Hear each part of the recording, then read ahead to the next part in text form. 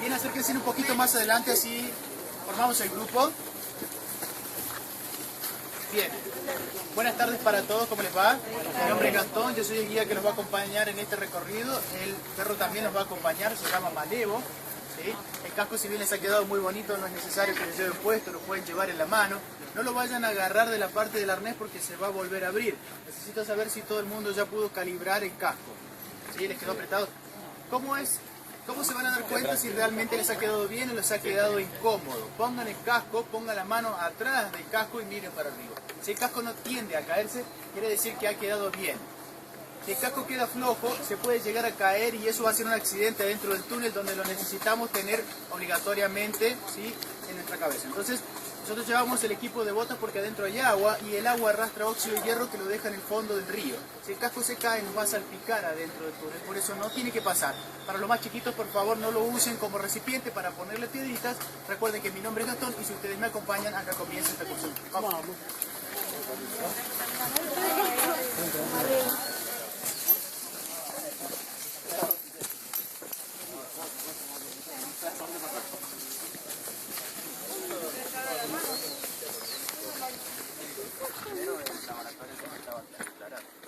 Acá enfrente lo que van a encontrar es un museo, el Museo del Cóndor es muy interesante, no solamente exhibe piedras del lugar, sino también se pueden comprar, tiene una muestra muy importante de la herramienta muy antigua, no solamente herramientas de puño, sino también engranajes, poleas, como se pueden ver desde ahí, inclusive hay un trapiche. El trapiche es una piedra grande que a veces después empezaron a ser más chiquitas, pero una piedra grande que tenía un eje en el centro, entonces con la fuerza hidráulica del agua giraba y iba pulverizando la piedra. Por eso a 40 kilómetros ruta abajo hay una localidad que se llama El Trapiche, que era justamente, toma el nombre porque habían varios trapiches donde allá la fuerza del agua hidráulica era mayor, entonces se hacía funcionar y allá es donde se pulverizaba. No todo se procesaba acá.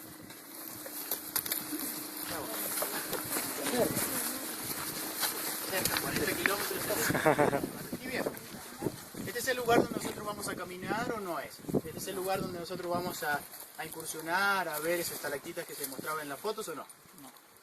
No porque no tiene la altura original, no se puede caminar y tampoco tiene los estudios, aunque es un túnel muy importante y digno de admirar, porque por más que se le haya comenzado con el tiempo a agregar perforaciones por explosivos, o sea que les ayudaba a los mineros a hacer más rápido el trabajo, de todas maneras el trabajo del oficio del minero es muy importante y muy sacrificado. Ellos pagaban su trabajo prácticamente con la vida, los promedios eran muy cortos de vida. La altura de este túnel no es la original, se llenó de arena porque a la calle, por ejemplo, se la llevó a un nivel más alto, se le hizo una salida muy estrecha y se llenó todo de arena, por eso ya no se puede caminar. Si vos caminás unos 100, 150 metros, el piso llega hasta el techo, pero antes tenía 2,50 metros de alto por la misma cantidad de ancho. A mediados del siglo XIX se instalan las compañías inglesas en este lugar y empiezan a hacer el primer túnel, es el túnel norte que está más adelante, abandonan ese lugar y empiezan a trabajar acá. Por consecuencia, no solamente trabajan los ingleses en este caso, sino que después siguen trabajando otras empresas porque el lugar sigue teniendo oro, lo sigue vendiendo y cada vez más grande se hace. Esta la verdad que es una red indicadísima de túneles, solo el túnel principal cuenta con casi 6 cuadras.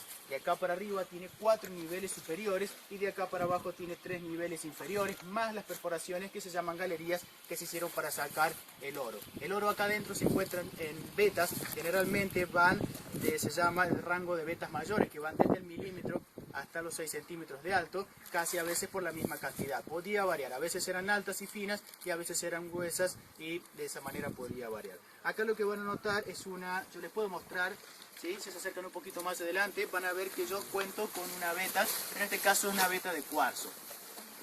La veta de cuarzo sí me sirve mucho a mí como para compararla, lógicamente el cuarzo está acá a la vista y nadie se lo ha llevado porque es mucho más barato, si fuera el oro ya se lo hubiera llevado la gente, ¿no? Los ingleses lo que hicieron es estudiar el cerro y darse cuenta que las vetas siempre tenían la misma posición. Entonces, si uno los corta con el túnel principal, que es este túnel, es un túnel buscador, una vez que las cortas se siguen para los costados. Las vetas acá, por ejemplo, son discontinuas, pero cuando se habla de vetas de oro, son mucho más largas. Las condiciones del cerro siempre fueron muy buenas, la calidad de oro siempre fue casi excelente, entre 17 a 20, 22 quilates, o sea que es casi puro el oro y en vetas totalmente visible, aunque a veces eran vetas muy finas, pero había varias. Entonces la rentabilidad de este lugar fue muy importante. Este no es el primer túnel que abren, sino que es el último y tiene razón de 2 a 3 kilómetros de recorrido, aunque tal vez no con certeza podemos decir cuánta cantidad de túneles porque no está sentado fehacientemente lo que se sacó, por ejemplo, ni mucho menos los túneles que hicieron. Mucho oro se fue, como dicen siempre, subrepticiamente. A veces no nos da la cara para vender piedras a nosotros porque están tiradas por todos lados. Pero por ejemplo esta piedra que por ahí ronda entre 10 y 15 pesos, están todas tiradas y es cuarzo, hay distintas impurezas.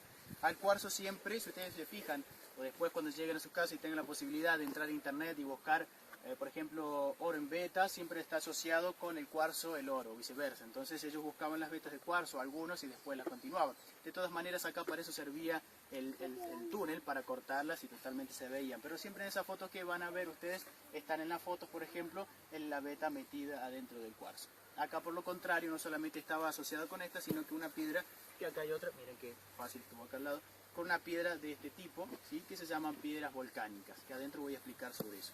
Del otro lado del río, ¿sí? Pasaban los rieles. Fíjense si ustedes hacen un ángulo, o sea, miran desde acá una vista a lo que nosotros estábamos recién ahí, que parecía que, ¿sí? Como que estaba cerca del túnel, a una altura similar, pero fíjense que el piso está arriba casi del techo. Entonces que eso no existía, el nivel se le levantó hace tiempo, era mucho más bajo la calle, salían los rieles del otro lado, pasaban por ese puente y falta una parte del puente original, que de este lado se hizo uno de madera. Falta porque en una crecida tan grande rompe y golpea con toda esa base, la rompe y la lleva para abajo, o sea que saca parte del puente. Eso es muy típico en las zonas de serranas, que por ahí llueve tanta cantidad de milímetros que levanta tanto el nivel que pasa por acá arriba, que son sumamente peligrosos los ríos. Aunque a veces hay algunas lluvias extraordinarias como esta que se llevó parte de un diquecito que había acá y parte del puente. Del otro lado donde está el estacionamiento, van a ver que hay algunas bases, eso eran dos galpones, que estaba acá y del otro lado de la calle. A un kilómetro exacto río abajo, por el costado iban los caminos que se llamaban, en realidad el camino de rieles se llamaba el camino de la zorra, porque la zorra hace referencia al vagoncito, y los mineros lo iban empujando, cruzaba del otro lado, y a un kilómetro exacto estaba la planta procesadora, que desde fines de 1800 se mantiene intacta hasta la actualidad. Vamos a caminar un poquito por acá, y para variar un poquito parte de la naturaleza, arriba del cerro, van a encontrar aquí un bastante grande. Acá me preguntaban algo muy interesante, ¿esto de quién es? Esto que nosotros venimos caminando ahora, que es la bienvenida, aquello que está delante, que la verdad que es algo totalmente distinto, porque entre la naturaleza que se ve, entre parte de la ruina, van a notar que hay una construcción nueva, una construcción muy interesante, que es esa cantidad de piedras que se ven acá. Allá arriba, una cantidad también muy importante de piedras puestas así, que estoy seguro que saben cómo que se llaman esas paredes que están allá atrás. Las pircas. Las pircas, exactamente. Son las pircas y hace 300, 350 años ya se hacían acá, y este es uno de los lugares donde hay mayor cantidad. Luego ves y hay una por allá y por todos lados. Si te subís hacia arriba de un cerro vas a ver que la hilera sigue y se va al horizonte y después se abre. Está lleno de esas pircas porque es la única manera de delimitar un terreno del otro. Era lo más barato, además porque antes la mano de obra era muy barata.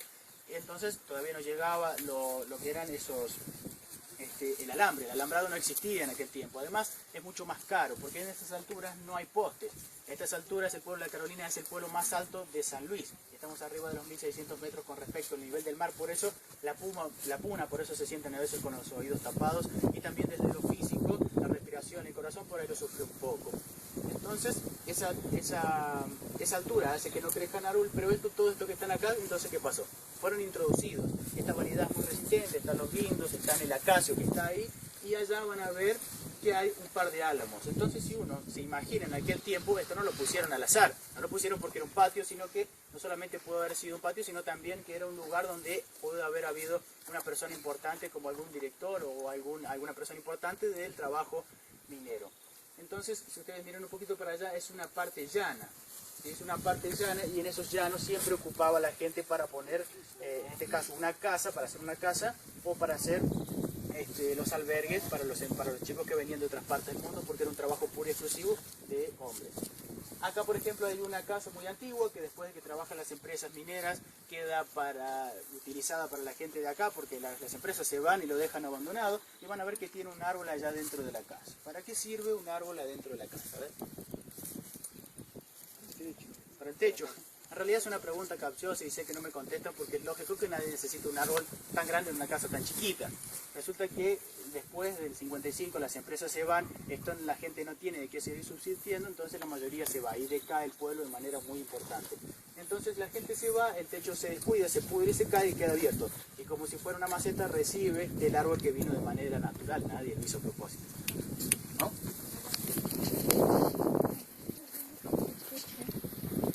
No queda muy bien en la foto, ¿eh?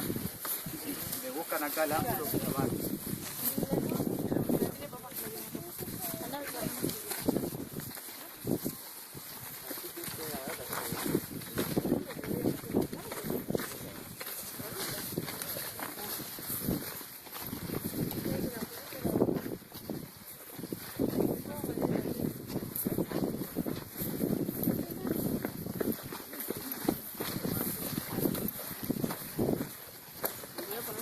Acá arriba está el Museo de la Poesía, allá arriba que yo señalo con la mano, es el único de su tipo y el primero de su tipo en Sudamérica.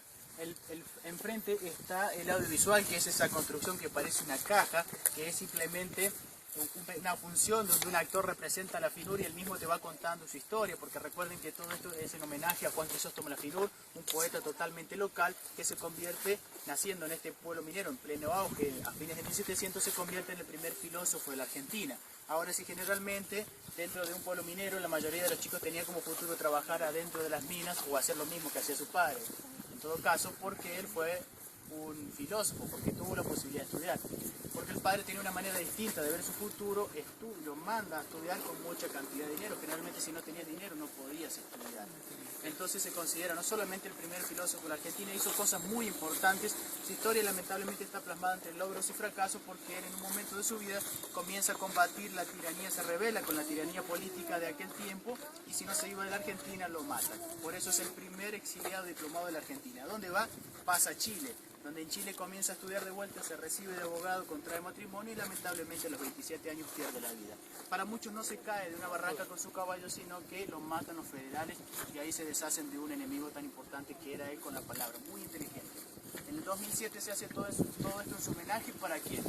Para ustedes. Nosotros es un orgullo que ustedes vengan a este lugar a visitarlo y es por eso que la entrada es libre y gratuita y se exhibe que es el único, es uno de los mejores microcines del mundo para ustedes. Es uno de los mejores. Ustedes tienen que verlo para que vean qué bien está hecho. La verdad que les va a gustar muchísimo. La Finur descansa acá enfrente. Lo traen directamente desde Chile en una repatriación muy importante, toda una movida muy interesante. Descansa acá enfrente y la tumba que tiene es algo muy importante porque la Finur fue el tío bisabuelo del famoso Jorge Luis Borges. Y Borges lo recuerda sentado en un patio ajedrezado y es lo que hicimos con su tumba. Un tablero de ajedrez, una mano. Ajá.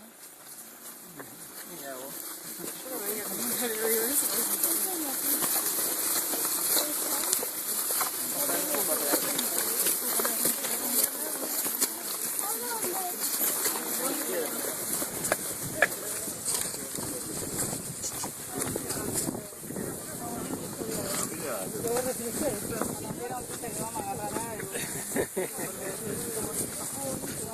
No hay baño y el baño está cerrado.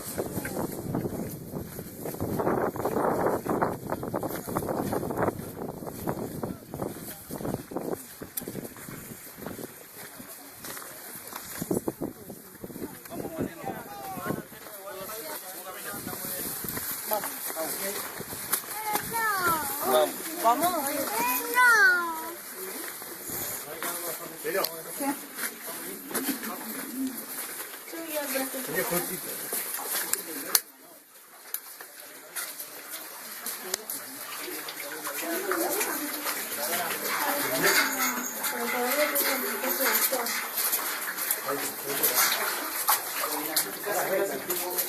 Ahora empieza la otra parte de la excursión. Primero estuvimos afuera contando un poquito de la historia y ahora ya vamos a entrar al cerro. No solamente es tan completo todo esto porque se va a ir conociendo el cerro por la parte de adentro, cómo se formó, por ejemplo, cómo estaba el oro, sino también cómo fue perforando el minero en este lugar con herramientas sumamente rústicas que hicieron un trabajo muy importante. Gracias a ello nosotros podemos estar haciendo un recorrido acá, porque ustedes deben saber que hay muchísimas minas abandonadas en el mundo, pero no son todas las que se puede hacer una caminata de este tipo con personas de todas las edades, ¿sí? Se debe simplemente a que parte de los costados y del techo es simplemente una bóveda. Los mineros hicieron cuidadosamente el trabajo para dejar que parte de los costados sea parte del techo, por eso es una bóveda. Cuando son cuadrados, generalmente los túneles están apuntalados con barrotes que con el tiempo se pudren y se revientan. Acá no es necesario porque es muy seguro. ¿Con qué tipo de herramientas trabajaron acá? Los ingleses instalan a hacer este trabajo, pero emplean a la gente del lugar. La gente que hizo esto es gente de todas partes del mundo y principalmente chilenos y bolivianos. Los chilenos y los bolivianos, como también los peruanos, eran de preferencia porque ya estaban acostumbrados al trabajo adentro de los túneles mineros, a su vez porque también era mano de obra más barata. Algo que sigue pasando hoy en día. Entonces fueron trabajando con una punta más, un pico y una pala para trabajar en todo este lugar. Ese tipo de herramientas, solamente esas herramientas trabajaron para hacer todo este túnel. Y más adelante vamos a encontrar algunas perforaciones que se hicieron y solamente una de ellas es la que tuvo oro. La caminata la vamos a hacer siempre haciendo 2 filas. No se pueden quitar el casco, va a ser siempre obligatorio caminar con el casco. Donde haya agua van a caminar talón, planta y punta para no salpicar a nadie. Y recuerden que no se puede tocar los costados ni el techo para no romper ni destruir nada.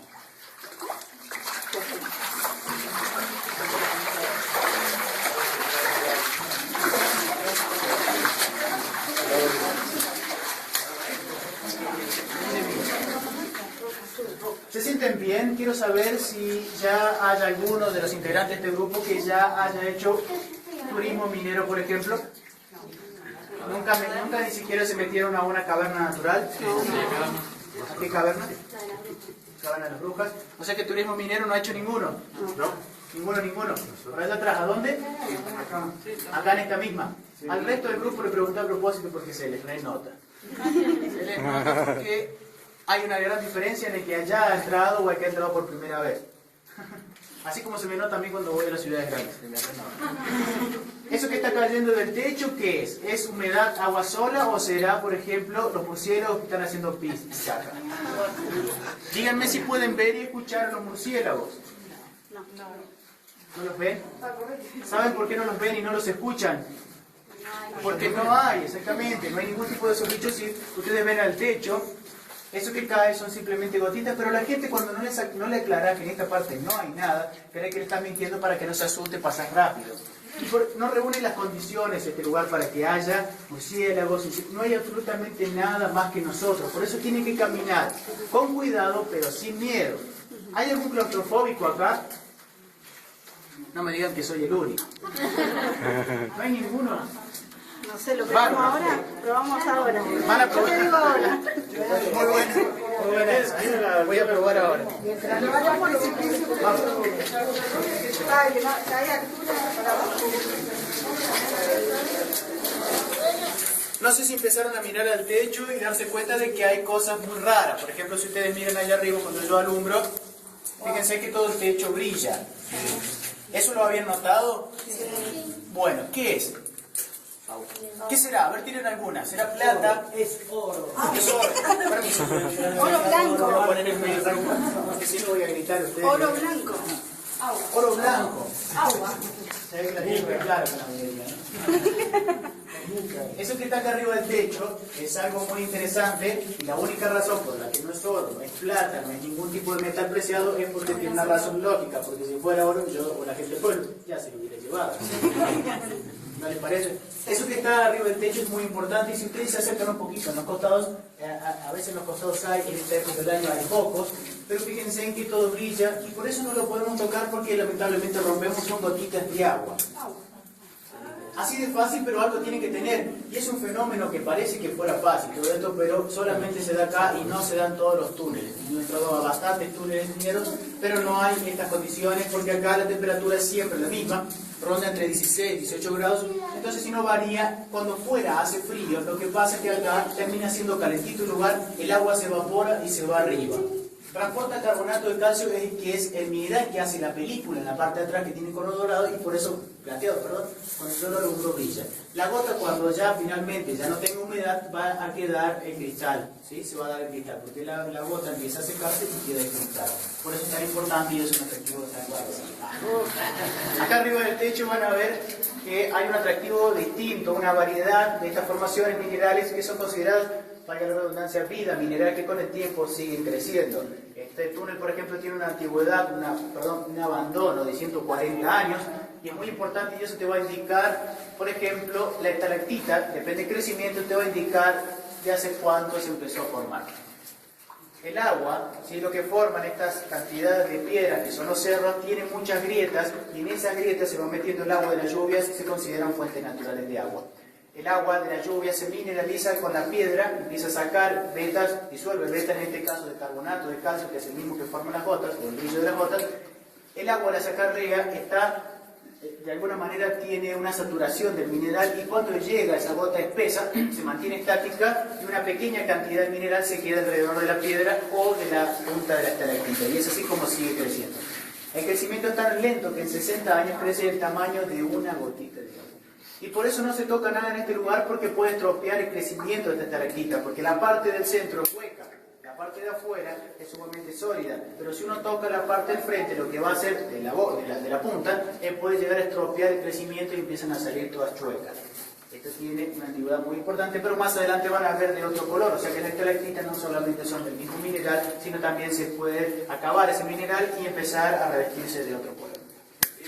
Ok, acá lo que vamos a encontrar, ya les explico para los que están atrás porque no podemos entrar todos en este espacio, que es el cruce de dos túneles. El principal es el que nosotros estamos parados y va a atravesarlo, o viceversa, una galería. Las galerías generalmente se hacían para sacar el oro y a veces para hacer una búsqueda. Y este fue el caso de la segunda, hacer una búsqueda. Hicieron una perforación similar al túnel principal, un poco más chica porque no pasaban los rieles, y mandaron a examinarlo a la planta procesadora que estaba afuera. Recuerden que se pulverizaba la piedra, se utilizaba la decantación con el agua y después se fundía. Así es como se daba la pureza, o se hacía de alguna manera, se sacaba la pureza del oro, que siempre era la misma, pero estaba entre la piedra común, entonces la piedra es la que se descartaba. Acá era una búsqueda, no se encontró oro, entonces después, eso tiene un corte recto, en el final son bastante cortas y las vetas en realidad eran largas. Si hubiera sido una galería donde había oro, hubiera sido mucho más larga. Entonces, cuando esto se habilita para el uso turístico, se pone una reja para que nadie pase, ¿sí? Y las piedras que están abajo, que van a encontrar en el piso, no son un derrumbe del lugar, sino que estaban en todo este túnel principal. Cuando se limpian, porque se tiene que limpiar para que sea la caminata cómoda, se meten todas las piedras en los costados y es así como llegaron esas piedras. A veces las vetas de cuarzo sí tenían oro y a veces no. En este caso no fue el caso. No había la redundancia, ellos iban cortando acá la piedra, pero acá dejaron un poquito de lado de cuarzo, porque yo he visto vetas de cuarzo y no hay nada de oro, por ejemplo, pero acá había una piedra que es muy, muy importante y es la que indicaba el oro. Esta piedra que se ve acá tiene un color distinto cuando ustedes la alumbran, porque la linterna que tienen ustedes lo que hace es ser similar a una lámpara de carburo, que es lo que ellos utilizaban para poder alumbrar. Por eso al caminar ustedes vieron algunos agujeritos en el costado del túnel, que algunos tenían un pedazo de madera. Ellos usaban una barreta, lo clavaban adentro y salía un poquito para afuera y ahí dejaban la lámpara de carburo para poder alumbrar donde ellos iban trabajando. Mientras nosotros, por ejemplo, si nosotros fuéramos mineros, vamos a hacerlo de una manera más sencilla, ¿sí? Todos los hombres que estamos acá, todos estaríamos confinados a trabajar acá. Sobre todo si hubiéramos nacido, o sea que mi padre estaría orgulloso de que yo estuviera acá y viceversa para todos. Entonces generalmente yo, si tengo cierta edad, seguramente voy a traer a mis hermanos así y así a mis hijos. Era así como de alguna manera se les hacía el enganche para que todos puedan gozar, entre comillas, de esta buena paga que tenía la mina. La mina pagaba muy bien a los mineros, lamentablemente, como les había adelantado antes, se pagaba con la vida. El trabajo era muy riguroso y tenías, o sea, una vez que estabas acá no tenías un boleto de salida, porque podía pasar cualquier cosa mientras esté perforando. Ahora es una cosa, es muy seguro, está bárbaro. Pero en aquel tiempo el perforar en el lugar, mientras era activa, los ruidos y todas esas cosas, fíjense que el carrito que fuera para afuera, que era carrito pesadísimo, eso ya generaba algún tipo de vibración. Que tantas cosas que pasaban, los golpeteos incesantes en todos los lugares, hacía que esas vibraciones por ahí puedan ocasionar algún tipo de desprendimiento. Y no estoy hablando de un gran desprendimiento, cualquier desprendimiento es muy peligroso cuando se está trabajando. Entonces los mineros acá todos trabajaban. Entonces vamos a hacer esto. Esto sirve mucho para más o menos entender cómo trabajaban. Por ejemplo, las mujeres trabajaban en el pueblo de Pirquineras lavando en el arroyo, ¿sí? Algunas por ahí tenían alguna pequeña granjita y ellas trabajaban ahí. El trabajo puro exclusivo de hombres porque acá el sacrificio era mayor y la mujer no se comparaba de lo físico al hombre. Entonces solamente trabajo de hombres. Él, por ejemplo, tiene cara de minero. y el muchacho le vamos a poner, él le vamos a poner también es minero. A ver, uno de anteojito. Ahí, el de anteojito es el ingeniero, por ejemplo. Y yo soy de capataz, o sea que yo los mando a ustedes a trabajar. Ya la tengo clara en eso de perforación y trabajo en conjunto con él y yo soy el eje de todo. Si yo hago algo malo, los me van a querer comer a mí, los mineros, y si hago mal con las empresas, por ejemplo, eso sí, estoy en jaque todo el tiempo, pero depende de mí llevar a los dos. Entonces yo soy el eje de todo. Cualquier excusa o cualquier problema que tenga, los mineros me van a hablar a mí y así viceversa. Entonces hay mineros, yo soy el capataz, y acá tenemos al ingeniero. El ingeniero los manda a hacer la perforación y nosotros somos los que trabajamos. Acá venimos trabajando y acá tenemos una chimenea que está atrás mío, o sea que hay que hacerla. Supónganse que esta chimenea que está atrás mío hay que hacerla. El ingeniero, por ejemplo, me mandó a hacerla de abajo para arriba. De abajo para arriba es simplemente un suicidio, pero es así como se hizo la chimenea, aunque el principal objetivo, como ya habían encontrado oro, es buscar oro a un nivel más alto. Mandan a hacer una perforación donde el ingeniero acá se juega una carta que no le sale bien, o sea que se arriesga, muchos mineros que pierden la vida y muchos quedan lesionados. Por eso abren una pequeña galería y empiezan a perforar. Intentan encontrar oro, no lo encuentran, después queda como una chimenea y al último, esa cantidad de barrote que ustedes van a ver, servía como una vía de escape, por acá se podía salir en caso de algún derrumbe. 60-80 metros hay de acá para arriba. Ese lugar lo vamos a visitar ahora. Con respecto a la piedra que yo les estaba mostrando... ¿En cuánto tiempo, por ejemplo, se hacía esa chimenea? No, eso no te lo puedo... No tengo datos específicos, habría que probar. Probemos a ver cuánto tardó. El ingeniero, ¿cuánto tardó? Es muy difícil, aparte se perdía mucha gente y había que renovar de vuelta, así que era un trabajo muy complicado. La piedra es bastante blanda, esta piedra que está acá, pero las piedras blandas no son buenas tampoco. Una piedra muy dura te cuesta mucho perforarla, pero las piedras blandas, ¿qué pasa? Son susceptibles a caerse. Entonces esto se hacían placas. Era muy fácil golpearlas, pero también había que hacer bien el trabajo para que sea sustentable en el tiempo. Lamentablemente acá solamente trabajaron muy poco tiempo, sacaban el oro y después se abandonan el lugar y se van a trabajar por otro espacio. Para nosotros nos viene bárbaro porque es muy seguro. Pero de haberse hecho más grande probablemente no estaría habilitado para el uso turístico porque se tienen niveles para arriba, hay que ver cómo están los niveles para arriba y lo mismo para abajo. Esta piedra es andesita, es la piedra que viene de abajo del cerro, que yo les había contado que es la que levanta el cerro y por eso la parte de adentro tiene color prácticamente, la base de la parte de adentro es de color celeste y la parte de afuera es la corteza que se levantó. Entonces la parte firme afuera y la parte de adentro mucho más nueva. Por eso los yacimientos generalmente son antiguos, porque tarda mucho el agua naturalmente a erosionar eso y que queden las vetas disponibles que se van cayendo y se disemina todo el río en oro. De no haberse pasado eso, hay muchos lugares que estoy seguro que tienen el oro adentro, pero hasta que no pase eso o alguien perfore, nunca se va a encontrar el mineral que hay adentro.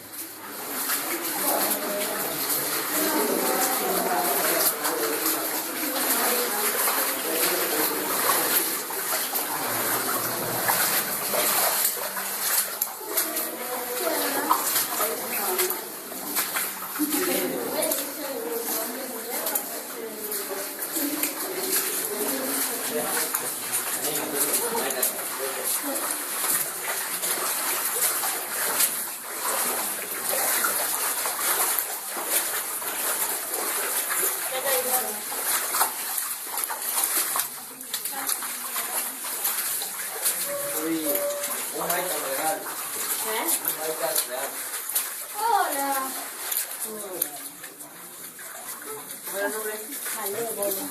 Malevo. No, venía Malevo. ¿Y cuándo pensás que voy adelante? Oh, por Dios. ¿Qué? Mis ojos. No me tengo.